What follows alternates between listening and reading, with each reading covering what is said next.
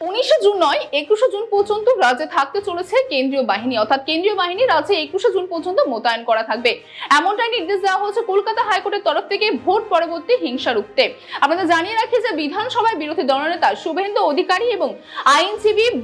প্রিয়াঙ্কা টিবরিয়াল কিন্তু তার আদালতের যে একটি জনস্বার্থ মামলা করা হয়েছিল এবং সেই জনস্বার্থ মামলায় কিন্তু বলা হয়েছিল যে ভোট পরবর্তী অর্থাৎ লোকসভা নির্বাচন শেষের পরে ফলাফলের পরেও কিন্তু বিরোধী দলের যে সমর্থকরা রয়েছে তাদের উপর কিন্তু হিংসা করা হচ্ছে এবং তারা কিন্তু ভোট পরবর্তী হিংসার সম্মুখীন হচ্ছে, যার জন্য কিন্তু রাজ্যে যাতে ইতিমধ্যে যে কেন্দ্রীয় বাহিনী বার করে না দেওয়া হয় বা কেন্দ্রীয় বাহিনী যাতে তুলে না নেওয়া হয় সেই জন্য কিন্তু একটি আর্জি করা হয়েছিল হাইকোর্টের তরফে এবং ইতিমধ্যে সেই হাইকোর্টে কিন্তু বুধবারে কিন্তু সেই বিষয়ে একটি মামলা চলছিল এবং সেই মামলাতেই কিন্তু বিচারপতি হরিশ টন্ডন এবং বিচারপতি হিরণময় ভট্টাচার্য ডিভিশন বেঞ্চে কিন্তু এই সিদ্ধান্ত নেওয়া হয়েছে। মূলত মামলার শুনানি চলাকালীন কিন্তু বিচারপতি হরিশ টন্ডন এই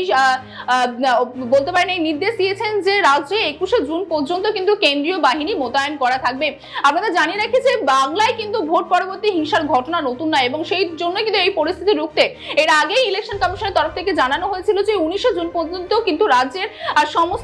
সমস্ত জায়গায় বলতে পারেন যে কেন্দ্রীয় বাহিনী মোতায়েন করা থাকবে। এবার সেই সময়সীমা কিন্তু বৃদ্ধি করা হলো, যেমনটা কলকাতা হাইকোর্টের নির্দেশ দিয়েছে যে 19 জুন নয় 21 জুন পর্যন্ত কিন্তু এবার রাজ্যে যে কেন্দ্রীয় বাহিনী রয়েছে সমস্ত জায়গায় ঠিক তেমন ভাবে কিন্তু তারা মোতায়েন করে থাকবে। এবং তার পাশাপাশি আপনাদের এটাও জানিয়ে রাখি যে শুধুমাত্র যে 21 জুন পর্যন্ত মোতায়েন করে থাকবে তা নয়, কলকাতা হাইকোর্টের তরফ থেকে বিচারপতি হরিশ টন্ডন এবং বিচারপতি হিরণময় ভট্টাচার্য ডিভিশন বেঞ্চে কিন্তু এটাও বলা হয়েছে যে আগামী 14 জুন রাজ্যকে একটি হলফনামা পেশ করার কথা বলা হয়েছে এবং সেই রিপোর্টে রাজ্য কি ধরনের ব্যবস্থা গ্রহণ করেছে এই পরিস্থিতি রুখতে তার কিন্তু একটি রিপোর্ট তারা চেয়েছেন এবং 14 তারিখে কিন্তু সেই হলফনামা জমা দেওয়ার কথা বলা হয়েছে। তবে বলতে পারি যে 18 জুন কিন্তু এই যে মামলা চলছে সেই মামলার পরবর্তী শুনানি রয়েছে, অর্থাৎ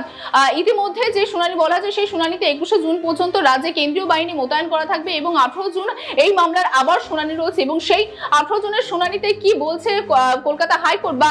কি নির্দেশ দেওয়া হচ্ছে সেদিকে নজর থাকবে আমাদেরও।